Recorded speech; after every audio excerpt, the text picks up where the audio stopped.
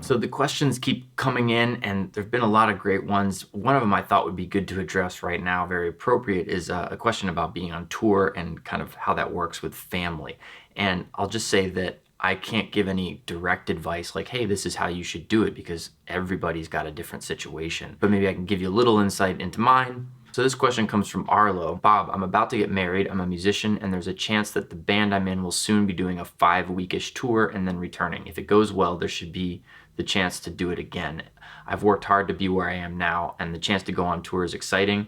As supportive as my wife is, she's worried about the time away. We both want to be present in each other's lives, and neither of us wants the other to be alone with everything to manage for an extended period of time. Given our different jobs, I will be the one who normally goes away. For me, it's family first and career second, but I still want to jump at the right opportunity and also give the music career a shot. Ultimately, how do you work around touring? Or how do you two work around touring? I gotta go get lunch right now, but I'll come back to this. Oh, they have these.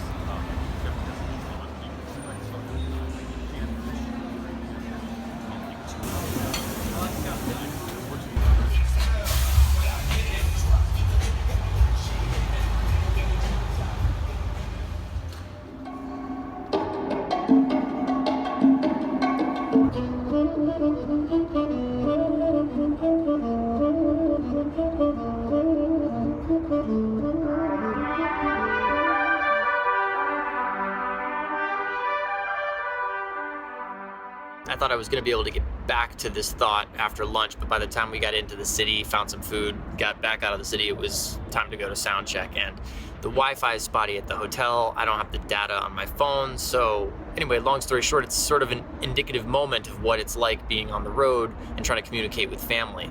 I was trying to call my wife, and it wasn't like WhatsApp wasn't even getting enough signal, and trying to coordinate 8 or 9 hours back. One of the kids is in school. She was in the middle of something, and so we were literally talking for 5 minutes, and hey, how was last night? And I'm asking her what's going on there, and then we got cut off. So I guess what that leads me to is, above all else, both of you have to be understanding that it's not always easy to communicate, and you also have to be mindful of, okay, when are the best times to communicate, and being available for those times, or making your best effort, or communicating, hey, I'm gonna be sort of out of the loop for X amount of time, but we'll connect here, and making little plans like that. I mean, the upside is the technology today is amazing for keeping in touch. When I was younger and I was touring, there was no iPhones and cell phones. I mean, there was internet, but it was email at best, and it was like, I would go to Spain for a month and have to get a phone card and use pay phones out on, out street phones. These phone booths, this was like, especially when I was touring around in Spain, this was everything.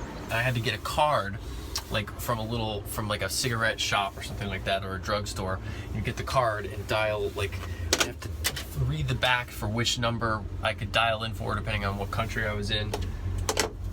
It was just a much more laborious task than it is now. We have it so easy now. I mean, I can video chat with my family through WhatsApp for free. What?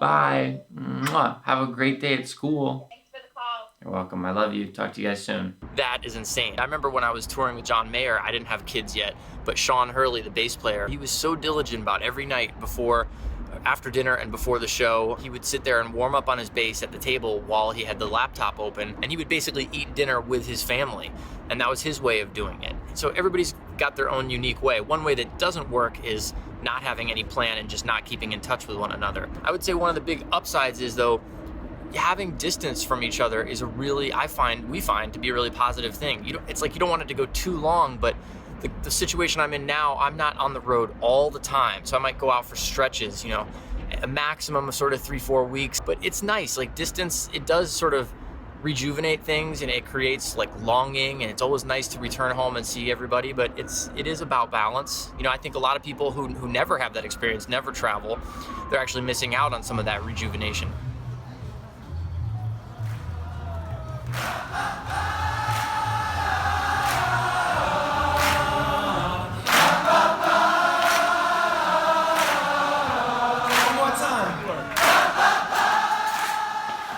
1:30 in the morning, and we have a 7:30 a.m. We're leaving in a bus to go to the airport to head to Dublin. Do I pack now or do I wake up early and pack? 7:15 a.m. Got 2.5 hours sleep. Better than nothing. Off to Dublin. Like, whatchamacallit, set decoration.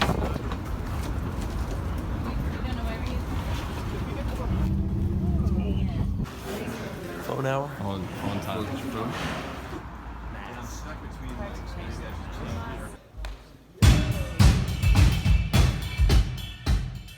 I'm pretty sure there's a horse at the end of this alley. Yep. Yeah, that's a horse. So we just got on the tour bus. We just switched from sort of hotel every night thing to tour bus every night. So it's a whole different strategy. We need to transfer some stuff from bags that are normally coming in and out every night with me to some smaller bags. Do you fit? Please fit. Yes. Or you guys like serious?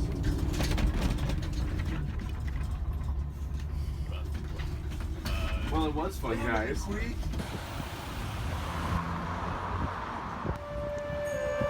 Anyone else? Who else needs moving?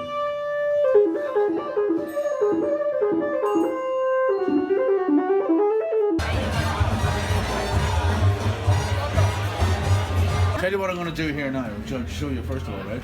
I'll tilt it. Watch the head. Oh, there you go. Wow. That's ready to go.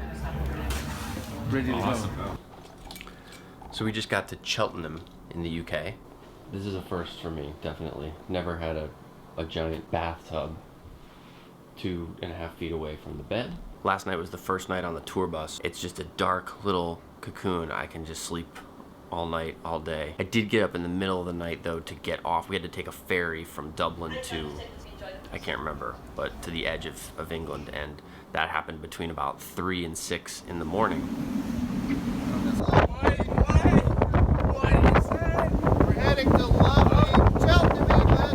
And then got back on the bus and continued sleeping until about 12:30, and now it's, I don't know, almost 2 o'clock, and I've got about 2.5 hours before I need to be on my way to the venue. Are you gonna stop? Please stop. Don't go over. Don't go.